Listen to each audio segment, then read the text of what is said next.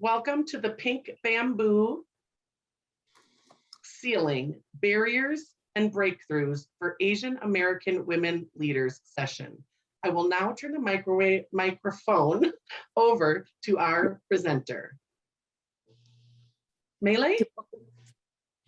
Yes, thank you, Alex. Good morning, everybody, and thank you for being here today. My name is Mele Kramer, and I am a PhD candidate in the data collection phase of my study. My program is Industrial and Organizational Psychology. My dissertation chair is Dr. Amy Hakim, and the title of my presentation is Pink Bamboo Ceiling, Barriers and Breakthroughs for Asian American Women Leaders. Before we start, I'd like to start with a quote from South Asian leader and former CEO of PepsiCo, Indra Nooyi, who opened a women's conference with these words: "In order to succeed, we must first break all the rules." And break the rules she did. She made significant strategic turnaround for PepsiCo by listening to her customers and spun off or sold the fast food brands at $4.5 billion and bought healthier associated brands such as Quaker Oats and Gatorade, and helped change the image of the company to address the consumers' needs, which were primarily mothers. She declared that PepsiCo needed to be part of the solution to end the biggest public health challenge today. Challenges fundamentally linked to her industry. The challenges were obesity. My research is on Asian American women leaders and if and how race, gender, and stereotypes affect leadership ascension. Asian American leaders have the lowest leadership representation in the United States across all industries, according to research by Hayun Kawahara, you and the Pew Research Organization. This is not only an equal opportunity concern, it's also a social concern and potentially competitive advantage missed opportunity for the United States. Equal opportunity employment for all minorities, including leadership representation, is an important aspect of ensuring inclusion of all races in diversity discussions and equality in the workplace and society. In 1995, a 21-member bipartisan committee appointed by President Bush established the Federal Glass Ceiling Commission under Title II of the Civil Rights Act to address women in the workplace, and it included minority issues. Although the recent congressional election showed promise for minority women rising into high governmental leadership roles, a significant gap in Asian Americans, especially Asian American women leaders, continues to be present across a variety of industries. What was missing from President Bush's Glass Ceiling Commission was data regarding the Asian American population, according to Wu's research of 2020. This omission is a concern since the lack of Asian American women continues the invisibility of the issues this population experiences in the workplace. Thus, it also excludes them as a population that needs support and resources. Next slide. Problem statement. Asian American women have the lowest leadership representation in the United States across industries, as mentioned before. But to understand this more, we need to look at Asian history in the United States to show the long pattern of discrimination. Discrimination, according to Healy and Stepnick's research, is unequal treatment of person or persons based on a group membership. Asian American history and pattern of discrimination, along with stereotypes, impacts Asian American leadership representation. Minority status is not merely the percentage of a group to the majority. Discrimination involves a pattern of inequality imposed on the minority group to prevent a rise in status or power. The pattern of discrimination is the key, according to their research. Asians from a variety of ethnicities experience prejudice from multiple angles. The history of discrimination patterns against Asian American immigrants is significant, and in fact, the pattern started over 150 years ago. The pioneer Asian immigrants did not receive vital resources and privileges such as citizenship, income equality, land ownership, and voting rights their European immigrants who arrived at the same time received. They also were prohibited from interracial marriage until the 1960s, at which time interracial marriage was legalized to accommodate military servicemen wishing to bring home war brides. The first Asian immigrants were Chinese men brought to the United States as slaves or indentured servants to help build the railroads. These limitations made it very difficult for the first Asian immigrants to create families or communities of their own. Without community support, it was difficult to obtain wealth or social status as an immigrant group.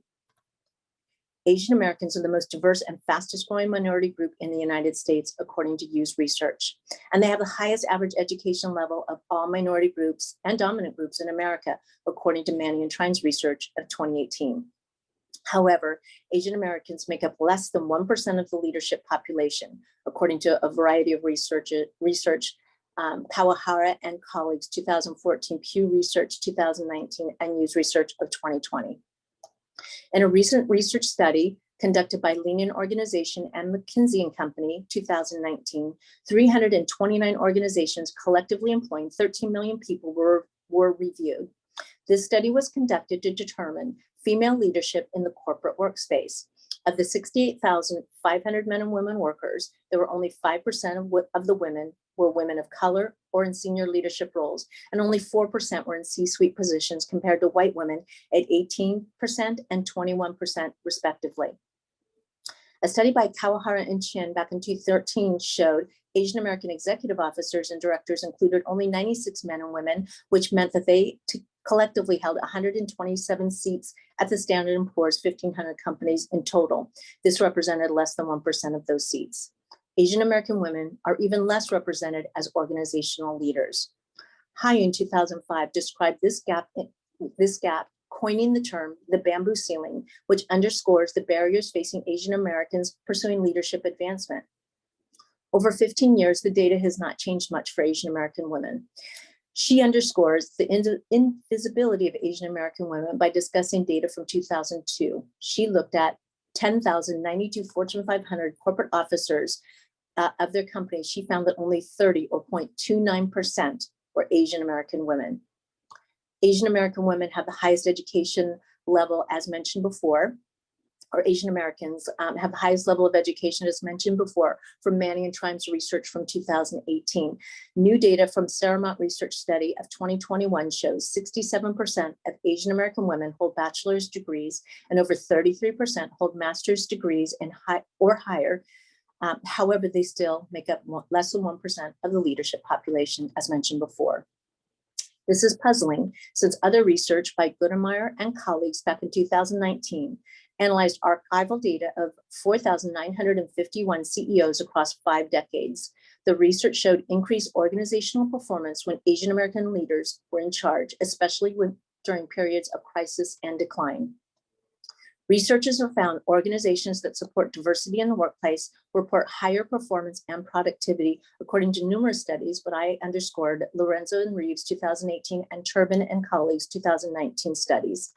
Lorenzo and Reeves' 2018 study measured 6 dimensions of diversity, and their research found those organizations that had 51% or more diverse employee populations had 19% higher performance in all 6 diversity dimensions and 9% higher EBITDA margins, or earnings before interest, taxes, and amortization. However, diversity is complicated and for over a decade is consistently listed as a top 10 hot topic concern in organizations, according to the Society of Industrial and Organizational Psychologists. One reason is explained by Healy and Stepnick. They explain when a new wave of immigrants arrive in the United States, the landscape of the nation changes. In addition, they explain the success of an immigrant group in America, according to the human capital theory, says status attainment, or the level of success achieved by an individual in society, is a direct result of education levels, personal values and skills, and other individual characteristics and abilities. The Asian American population disproves some or all of the aspects of the human capital theory, as they are the most educated minority group in the United States, yet they hold low status attainment, which is reflected in the lack of leadership roles in US organizations. According to Baronet's shifting standard theories of 1991, she found that stereotypes affect leadership selection. Race and gender stereotypes are problematic when it comes to workplace evaluations and promotions. Evaluations and judgment, she says, are subjective and may be imposed by the onlooker depending on the group being evaluated. She uses the example of a neutral data point such as height.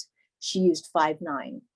However, if you add gender to that height, it changes people's perceptions. So for example, a 5'9" female would be considered tall, but a 5'9" male would be considered average or short. In addition, she looks at Prior experiences in a given group affect future assessments of group members by creating expected norms for behavior.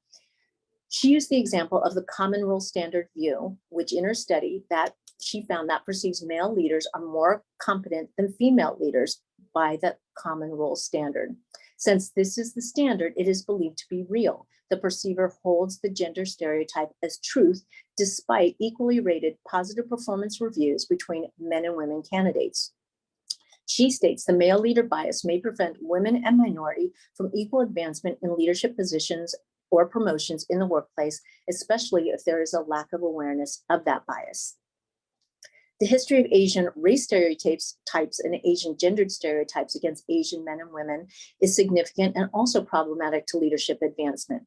The impact of stereotypes such as the model minority or specific Asian gender stereotypes of women, such as exotic and submissive, have been very problematic, especially for Asian American women seeking to promote into leadership roles. The history of Asian stereotypes, however, date back to the pioneer immigrants. During the late 1800s, when work was sparse after the railroads were completed, Asian men became the target of racial discrimination. Asian violence became so severe that they formed small Chinatown communities for safety. They were only able to do work that was generally considered women's work, such as laundry, cooking, cleaning, and such, and therefore became perceived as feminine workers. The feminine male stereotype remains today, including within perceptions of leadership style, according to Kawahara's 2014 study. Historically, Asian women were specifically imported for prostitution. Thereby, they became perceived as exotic spice women who were submissive, subservient, and obedient. Mukamala Suimoto, 2018. Consequences of low leadership. Low leadership representation for Asian American women leaves the population without a voice, support, or resources, putting them at risk in the workplace and society in the form of microaggressions, hostile work environments, domestic violence, depression, and suicide. Microaggressions and macroaggressions continue to reemerge anytime it is socially advantageous to scapegoat a population, according to Sue and colleagues' research of 2007. This has truly been represented and underscored during the past 18 months COVID pandemic, where Asian hate incidents and crimes have recently risen over these past 18 months, with a huge surge peaking this past summer of over 150% from 1603 to over 9,000 incidents by the end of August 2021. Research by Mukamala and Suimoto 2018 also found, as a result of discrimination, Asian American women suffer higher adverse effects than white women in the social and professional environments. Their study indicates gendered stereotypes of Asian women as a unique form of sexual harassment. The impact of stereotypes such as model minority and specific female Asian gendered stereotypes such as exotic, submissive, as mentioned before, are problematic for Asian American women seeking leadership roles. The Asian gender stereotypes that do lend to the specific microaggressions, obscure discrimination that targets Asian American women specifically may occur in the workplace, affecting trust, confidence, and advancement. Stereotypes that intersect with race and gender minimize Asian American women and interfere with their work productivity and progress. Also, economically, it's a retention risk in organizations.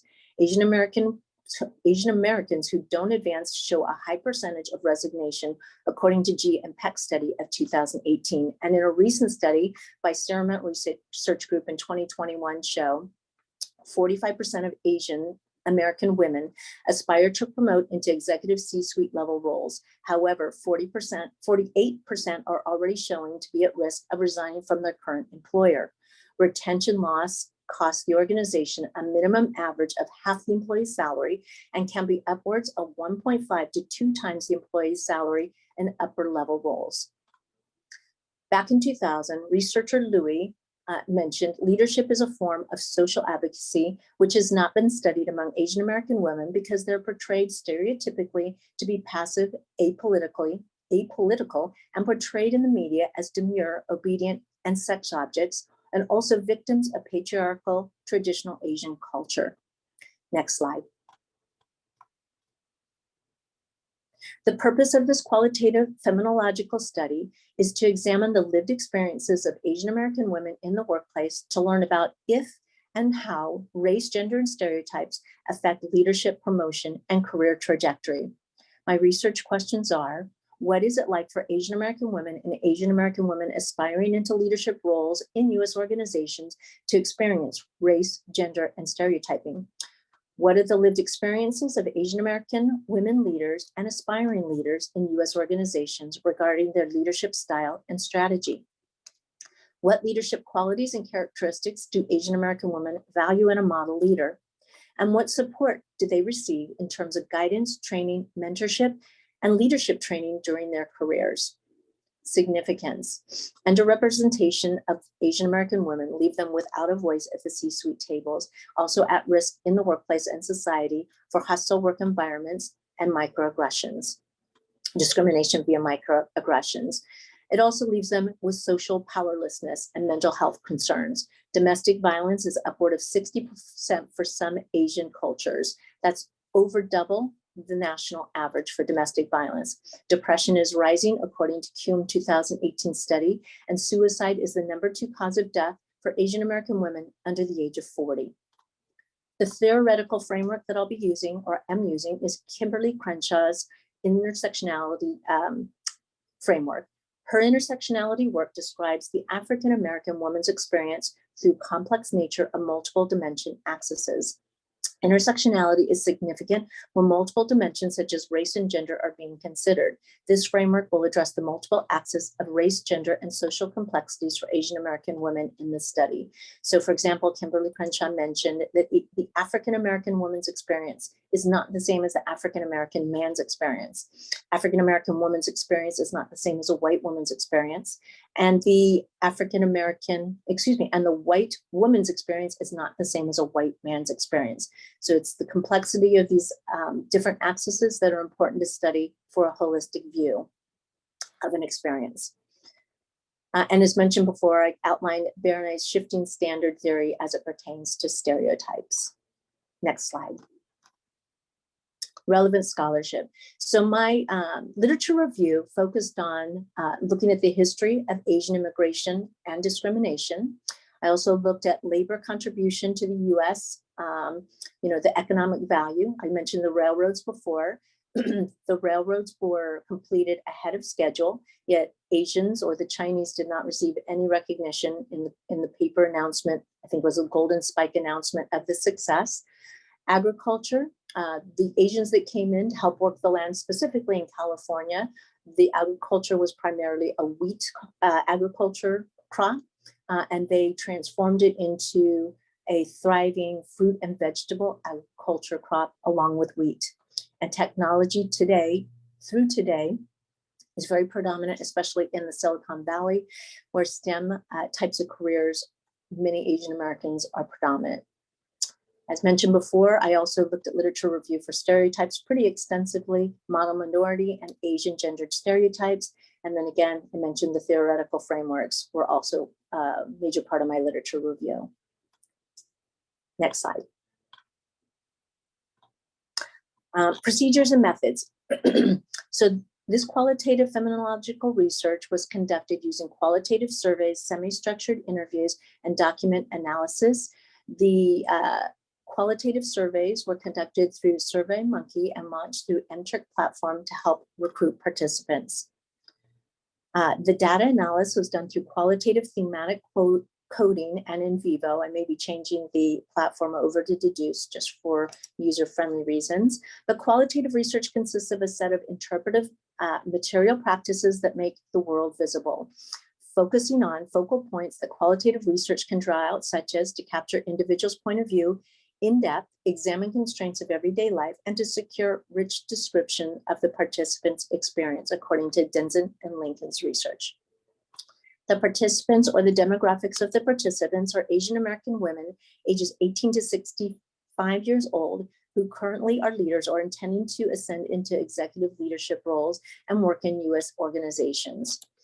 Social change implications, the goal is to report about perceived barriers or advantages this population faces. The research data may help to inform and educate as far as awareness for organizations and society, and open discussions regarding missed economic opportunities for U.S. competitive advantage. The data can also be used to inspire positive social change through transformational leadership programs to improve representation of minorities in leadership and include Asian American women as essential contributing leaders.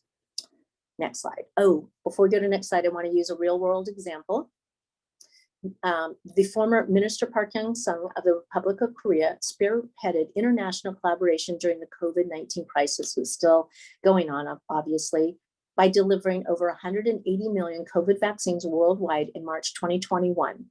Two things to keep in mind regarding her successful negotiation. According to Hofstede's cultural dimension theory of 1980, Asian leadership qualities, which was demonstrated by Minister Park Young-sung, includes collectivism, feminism, leadership style, long-term vision, and normative restraint, meaning delaying long-term gratification for sustained long-term success.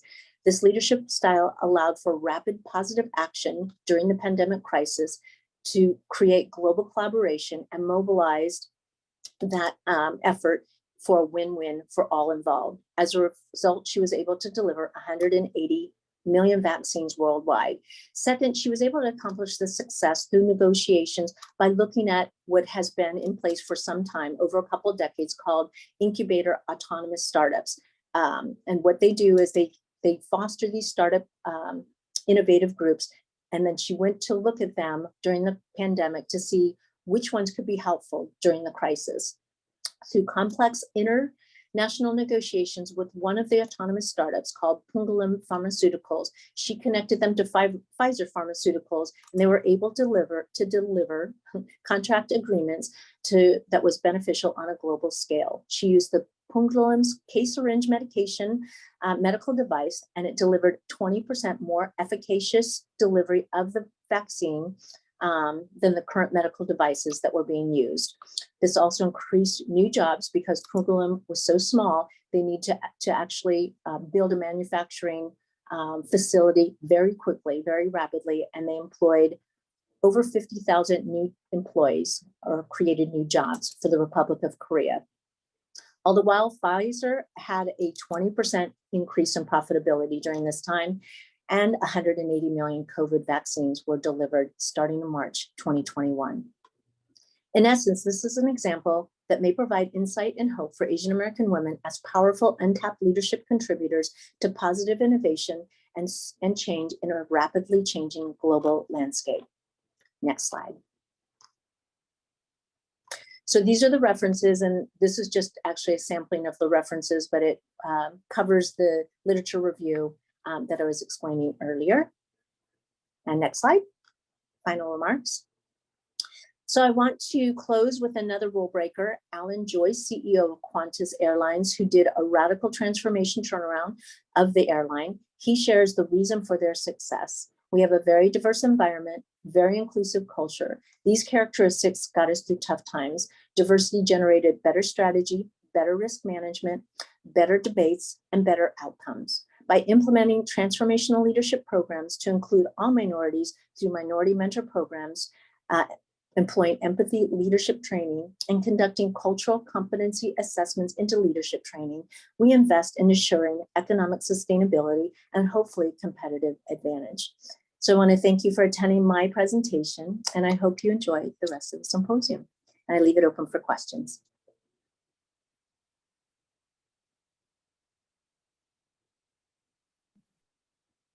Mele, thank you so much. I have just enabled for all of our participants for you to unmute and or share your video if you have a question or would like to engage in some dialogue. Do we have any questions for Dr. Kramer?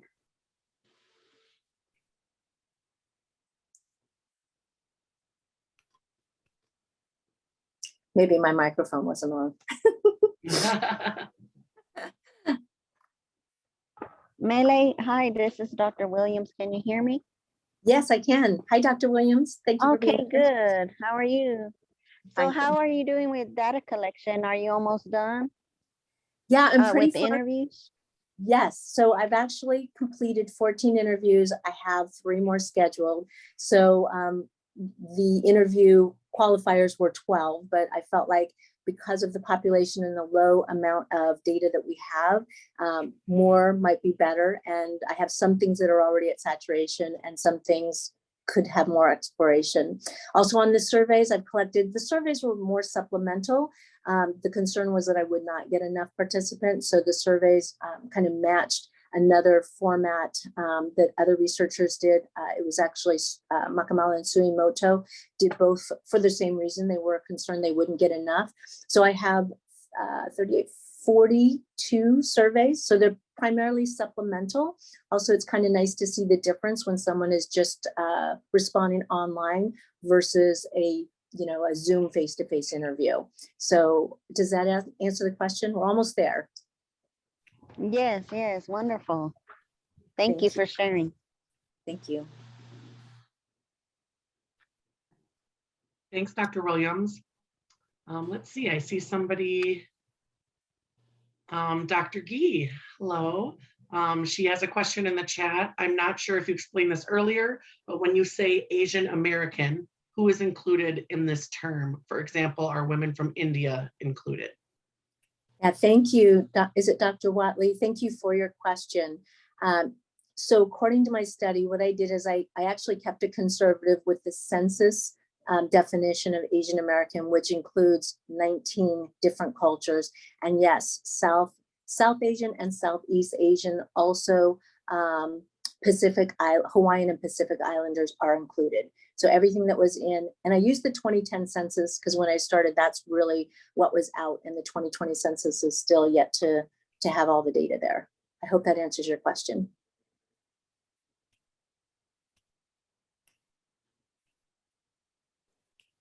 Hi, yes, this is Dr. G. Sorry, I just thought I would go ahead and unmute. That's fine. You stated a really startling statistic. Did you say that suicide is the #2 cause of death for Asian American women? Yes. This was a study conducted by Kuhn and Associates back in 2018, and he was studying the effects of microaggressions on Asian American women. And so he was looking at the depression rates and their coping mechanisms as well. But also, he looked at suicide, which was rising very rapidly for Asian American women under the age of 40. It's the #2 reason for death, suicide. Can you speak to what is being done in the mental health field to address that? Is there any specific training that you know that's going on for mental health care workers, or in training, educating people, especially in the schools? I'm thinking if you say under 40, so that means within the high school populations or so, what's being done?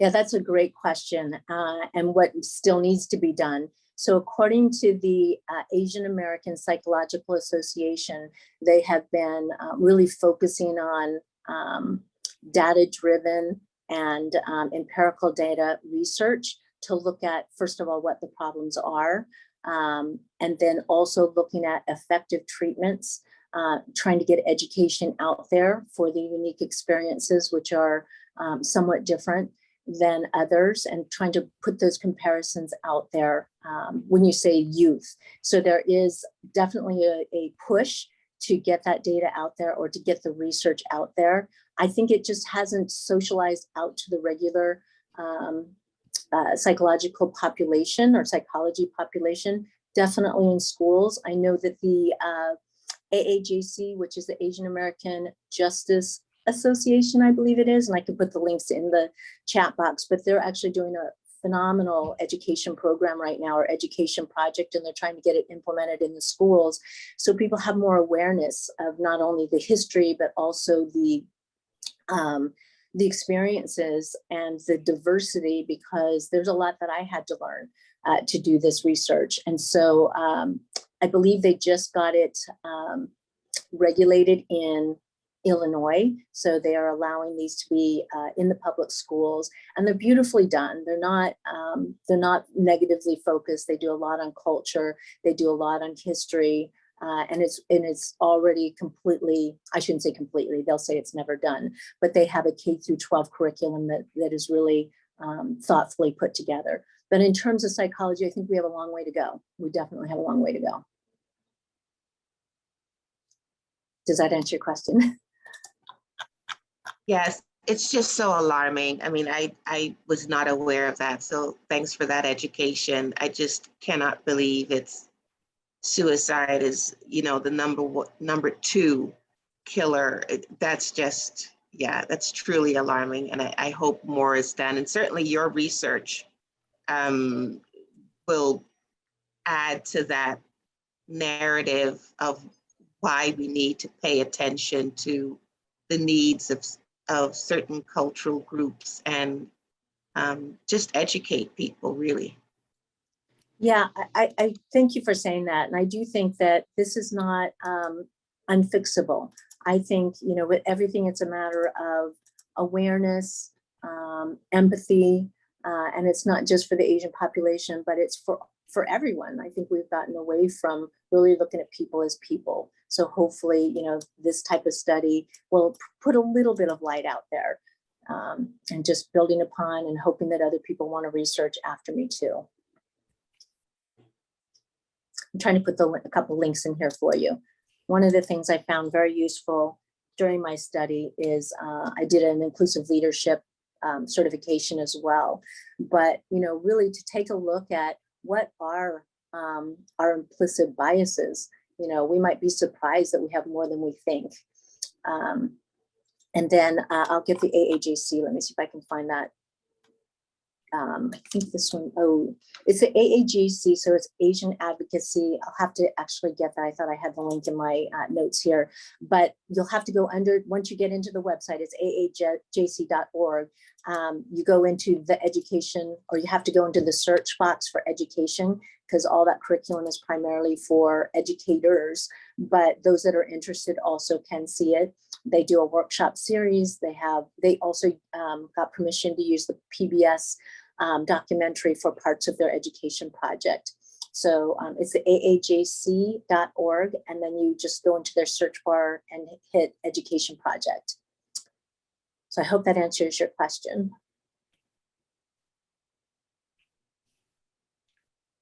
Thank you so much, Mele, and thank you, Dr. Watley. I see Dr. Espinosa has joined us. Hello. And she has a question in the chat as well for you, Mele, about are these numbers on suicide only among women, or is it also all Asian Americans under 40 in general? And does the pressure or expectations on performance, is that a factor, or is this pressure a real factor? Okay, yes, thank you, Dr. Espinosa. So the study that I'm referring to, and that's Dr. Kuim and colleagues from 2018, his study looked at Asian American women in particular. So he wanted to see, because I actually got a chance to interview him, but he said because there's so little data on Asian American women, he didn't want to get them muddled into the whole bracket or umbrella population. So yes, it's just Asian American women. Does the pressure or expectations on performance a factor, or pressure for a real factor? Yeah, that's a great question. I would guess that there are a lot of multifaceted factors that are in that, in terms of, you know, why, but certainly pressure, certainly different cultural expectations as well. And I think I will leave it at that. So yes, it's multiple and it's complex. Did that answer your question? Yes, thank you. It's only that we all expect. I've read several articles in which Asian Americans state that, you know, people always expect them to perform at higher levels, and so I was wondering if in your literature review you saw something about this. Is this pressure? That's a lot of pressure on Asian American and Asian American women. Yeah, that's a great comment and thought. So the model minority stereotype does put a lot of pressure overall on the population. And so true or not true, And I think that that causes a lot of stress in the external world. And in turn, I think that sometimes, well,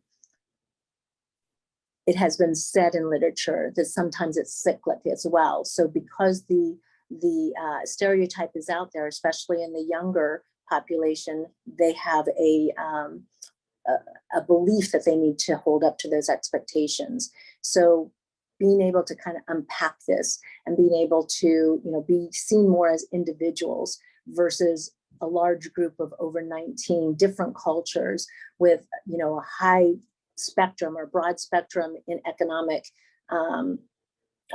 standings. You know, you really can't compare someone that's coming over here, you know, for the purpose of contributing economically with high education to begin with, to a refugee that's coming over for protection. You know, it's just too wide of a range and too much of an expectation on the whole group.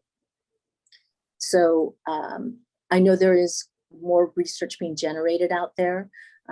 There's also research on the difficulties of second gen Asians. So from what their immigrant parents had experienced to what they're experiencing here, the pressures of being second gen. So there are a lot of different factors, and I didn't really answer that as well as I think you'd like, but it is complex. And so for my purpose, I'm trying to just focus on the working women that are trying to ascend into leadership roles.